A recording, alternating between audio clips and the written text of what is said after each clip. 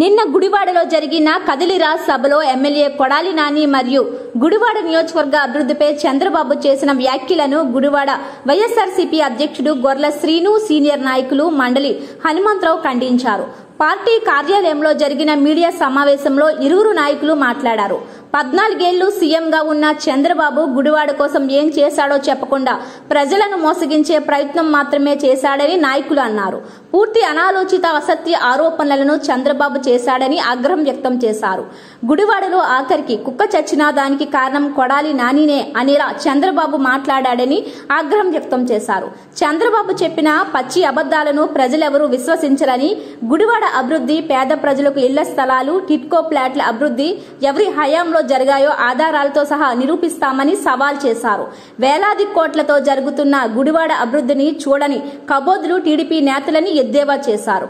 గుడివాడలో బడుగు బలహీన వర్గాలకు రాజకీయ ప్రాధాన్యత ఇచ్చి వారి అభివృద్ధికి కొడాలి నాని కృషి చేస్తుంటే ప్రజల సొమ్మును జలగల్లో పీల్చుకు తిన్న గత మున్సిపల్ అధికార పాలకవర్గం చంద్రబాబు సభ స్టేజి పైన కింద ఉన్నారన్నారు.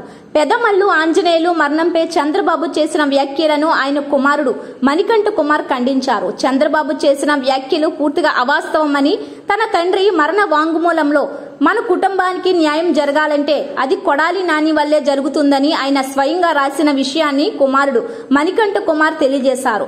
రాజకీయ ప్రయోజనాల కోసం తన తండ్రి మరణంపై చేసిన వ్యాఖ్యలను వెనక్కి తీసుకోవాలని ఆయన డిమాండ్ చేశారు. మీడియా సమావేశంలో పలువురు వైఎస్ఆర్సీపీ నాయకులు పాల్గొన్నారు. నాని గారి సహాయం తీసుకోమని కూడా చాలా క్లియర్గా రాశారండి ఆయన డయింగ్ డిక్లరేషన్లో. అది కాకుండా ఆయన నేను కలుద్దామని చెప్పి అనుకుని కూడా నేను ఆగానండి. ఎందుకంటే ఈ సమస్యని మరీ రాజకీయంగా కాకుండా మామూలుగా మన మండల హనుమంతరావు గారి ద్వారా ఆయన మా నాన్నగారు చనిపోవడానికి కారణం కానివ్వండి, ఏదైనా సరే ఆ సమస్య మొత్తం అన్నీ కూడా క్లియర్ చేసుకోవడానికి మా మండల హనుమంతరావు గారి ద్వారా నేను ముందుకు వెళ్ళి నేను అన్నీ ఒక్కొక్కటిగా చేసుకుంటూ వచ్చాను. ఆయన కూడా సమాంతరంగా ఎవరికి ఇబ్బంది లేని విధంగా మొత్తం అంతా మాకు చేసి పెట్టారండి. నాని గారికి దీనికి ఎటువంటి సంబంధం కూడా లేదండి. మా నాన్నగారు చనిపోవడానికి నాని గారికి ఎటువంటి సంబంధం లేదండి.